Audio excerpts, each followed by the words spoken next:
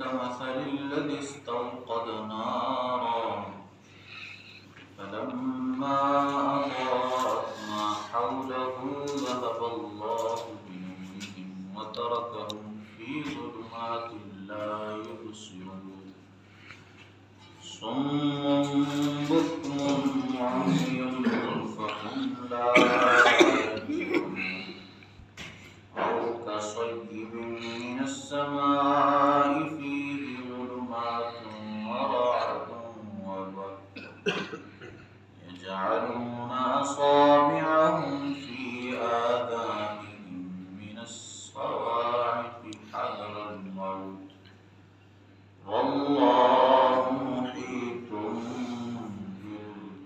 بالكافرين سبحان اللہ. يكاد البرق يخطف أبصارهم كلما أضاء لهم مشوا فيه وإذا أظلم عليهم قاموا ولو شاء الله لذهب بسمعهم وأبصارهم إن الله على كل شيء قدير.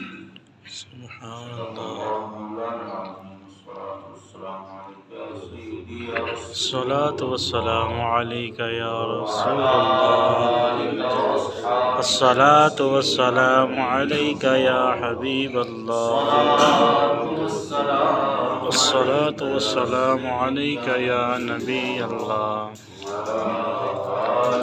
وعلى آلك وأصحابك يا نور الله.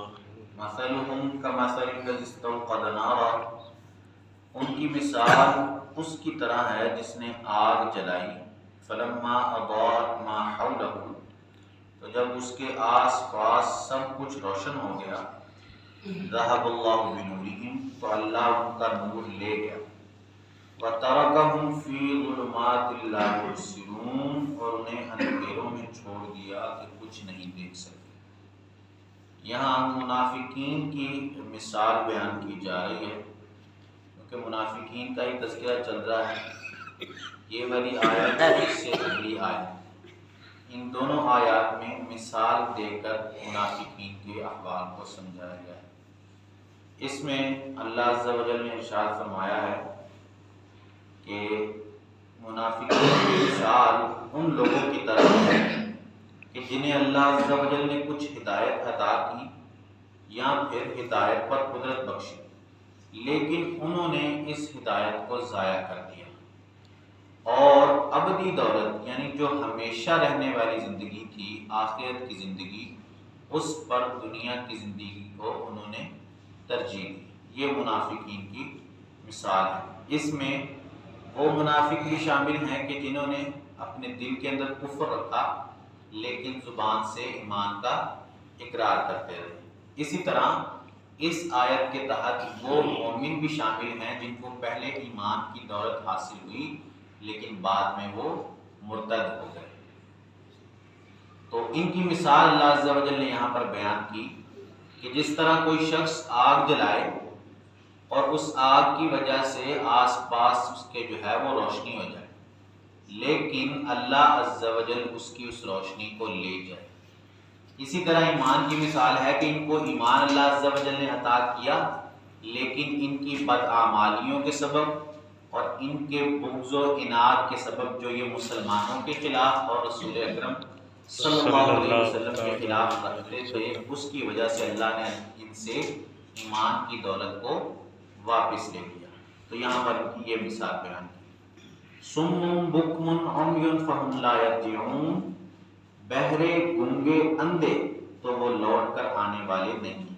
یہ بھی انہی منافقین کے بارے میں فرمایا گیا کہ چونکہ ان کی جو آنکھیں ہیں، ان کے جو کان ہیں، یہ حق دیکھنے اور حق سننے سے قاصر ہے.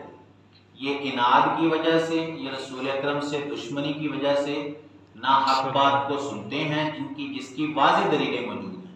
یعنی معجزات جو رسول اکرم نے ان کو دکھائے وہ رسول اللہ صلی اللہ علیہ وسلم کے حق ہونے پر واضح دلیلیں ہیں. ان دلیلوں کے باوجود یہ حق سننے کی طاقت نہیں رکھتے یہ جو منافق ہیں. تو جب یہ حق سننے کی طاقت نہیں رکھتے تو گویا یہ بہرے ہیں، کیونکہ یہ حق ہی نہیں سن رہے، اور جب یہ حق دیکھنے کی بھی طاقت نہیں رکھتے تو گویا یہ اندھے ہیں، تو ان کو یہاں پر گونگے، بہرے اور اندھے فرمایا ہے اللہ عز و جل۔ او کصیب من السماء فیہ ظلمات ورعد وبرق، یا جیسے آسمان سے پانی اترتا ہے کہ اس میں اندھیرا بھی ہوتا ہے، گرج اور چمک ہوتی ہے۔ یجعلون اصابعهم فی آذانہم، اپنے کانوں میں انگلیاں ٹھونس رہے ہیں، من الصواعق حذر الموت، بجلی کی وجہ سے موت کے ڈر سے، واللہ محیط بالکافرین، اور اللہ کافروں کو گھیرے ہوئے ہے۔ یہاں پر دوسری مثال بیان کی گئی ہے کفار کی، کہ یہ کفار ان لوگوں کی طرح ہیں، اس مسافر کی طرح ہیں کہ جو اس وقت میں سفر کرے کہ جب اندھیری رات ہو اور گرج چمک کے ساتھ بارش پڑ رہی ہے۔ تو ان منافقین کو اس مسافر کی طرح کہا گیا ہے، کیونکہ وہ مسافر جو ہے جو ہی کچھ روشنی ہوتی ہے، کچھ چمک کی وجہ سے روشنی پیدا ہوتی ہے تو وہ چلنا شروع کر دیتا ہے، لیکن جب پھر اندھیرا ہو جاتا ہے تو وہ رک جاتا ہے۔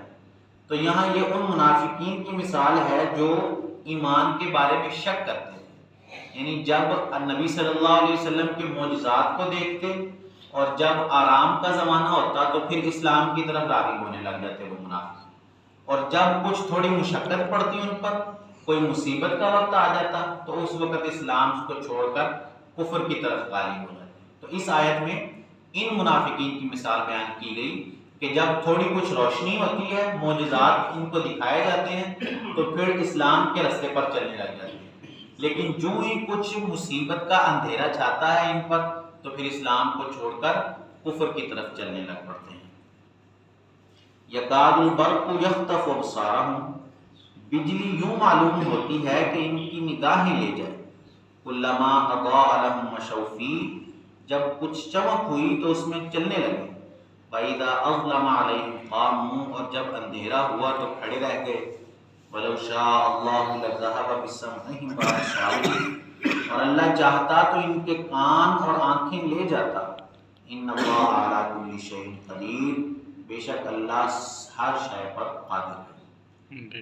اس آیت کو لے کر ان اللہ علی کل شیء علی قدیر کی، ان اللہ علی کل شیء قدیر، اس آیت کو لے کر بعض لوگ کہتے ہیں کہ معاذ اللہ، اللہ عز و جل جھوٹ بولنے پر بھی قادر ہے، جھوٹ بھی بول سکتا ہے۔ یہ بعض لوگوں کا عقیدہ ہے کہ معاذ اللہ، اللہ جھوٹ بھی بول سکتا ہے، کیونکہ وہ کہتے ہیں کہ اگر اللہ جھوٹ پر قادر نہ ہو تو اس کی قدرت میں فرق آئے گا۔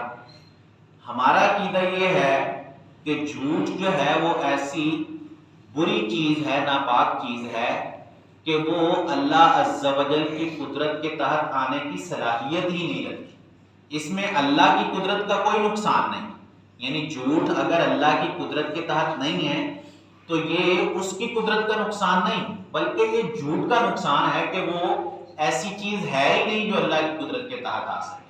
تو اس آیت کو لے کر یہ عقیدہ رکھنا کہ اللہ عز و جل جھوٹ بولنے پر بھی قادر ہے، یہ بہت برا عقیدہ ہے۔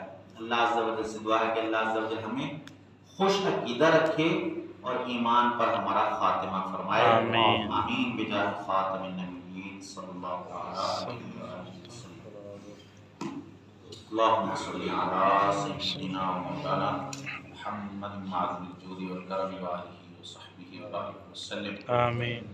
اللہم انت السلام و منک السلام و تبارکت یا ذا الجلال والاکرام، آمین۔ اللہم اکفنا بحلالک عن حرامک واغننا بفضلک عمن سواک۔ آمین۔ مالک کریم عز و جل نماز فجر ادا کرنا قبول فرما، آمین۔ جو کچھ سنا سنایا اس پر عمل کرنے، اس کو یاد رکھنے اور آگے دوسروں تک پہنچانے کی توفیق عطا فرما۔ آمین۔ جو کچھ غلطی کوتاہی ہو گئی اپنی رحمت کے صدقے معاف فرما۔ آمین۔ خلوص و استقامت سے ہم سب کو 5 وقت با جماعت نماز پڑھنے کی توفیق عطا فرما۔ آمین۔ ہم سب کی، ہمارے ماں باپ کی اور رسول اکرم صلی اللہ علیہ وسلم کی ساری امت کی بخشش فرما۔ آمین۔ سبحان ربک رب العزت عما یصفون، سلام علی المرسلین والحمد للہ رب العالمین، صلی اللہ تعالی علی رسول خیر خلقہ محمد وعلی آلہ واصحابہ اجمعین، برحمتک یا ارحم الراحمین.